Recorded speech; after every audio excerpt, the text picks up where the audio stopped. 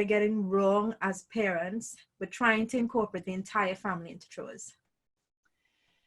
Well, I think there's a few different things. I think the first thing is that we vastly underestimate what our children are capable of doing. um, we underestimate their potential. And so I think that children are so smart, right? They know, they know how to work the system. And so, if they see you underestimating them, they're going to play into that.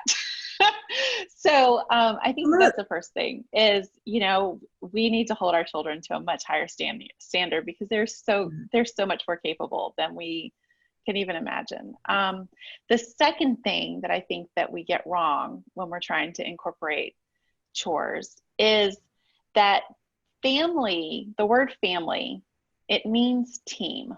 At least it does in my home. Mm-hmm.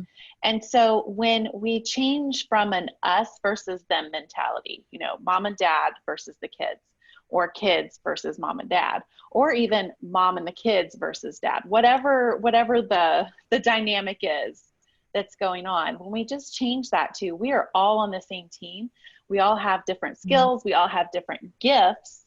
So let's all use them together and let's get this job done so that we can then go on and live our lives, whether that is whatever you want to be doing, whether it's reading a book, whether it's scrolling Instagram on your phone, whether your kids want to play Fortnite, whatever it is, sports, whatever. Let's get this job tackled as a family so that then as a family, we can go do whatever we actually want to be doing, knowing that we've taken care of business, so to speak. So those are the two major areas I think that we're getting it wrong. It's either, when you think of, I need to get my kids doing chores, a lot of times mom thinks that it either means that she does nothing, that she's just there telling the kids what to do. And so that doesn't really sit right necessarily, Yep. There's the whole mom guilt phenomenon. So that doesn't feel right.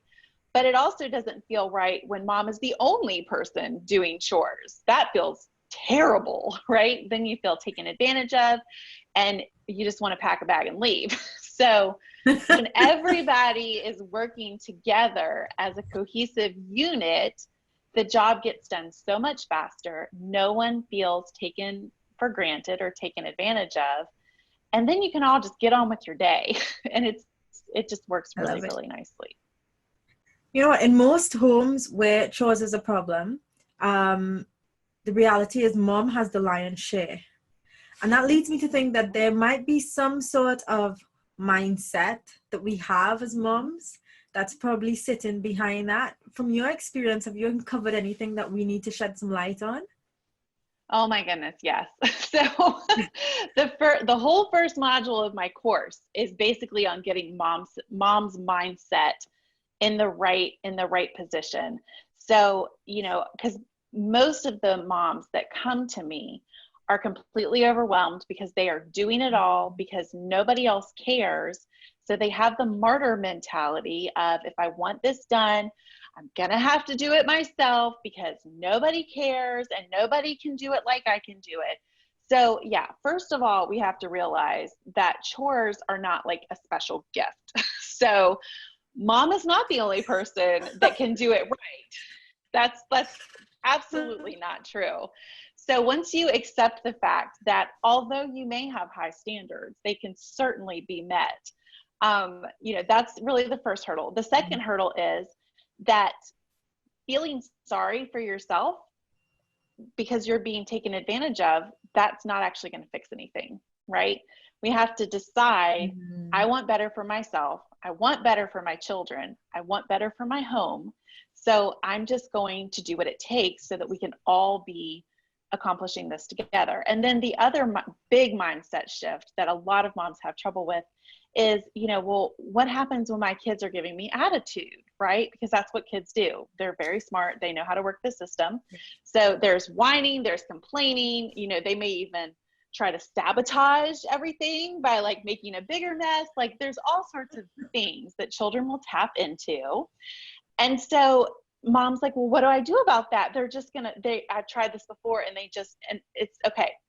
So that's where the old school mom mentality really has to come into play. So when I talk about the old school mom, you need to picture Mary Poppins, Nanny McPhee, all of those wonderful, which they're not even necessarily moms, but the governesses and the nannies from times past, Maria from The Sound of Music. They expected things of the children, and they don't stand over them with a whistle or a whip. They're not like berating the kids or screaming or rolling their eyes or saying, oh, why won't you kids just listen? That's not how it works, right? It's, she's there with a smile, but she's firm and she sets her expectations. And this is what we're doing. And there's always a touch of whimsy in there. And I think when you can really hone in on whichever old school mom it is that inspires you the most, and really work on developing that same firm but fun attitude, your kids will respond to it a lot better. So it's really getting ourselves in order first so that then we can be a good leader for our kids.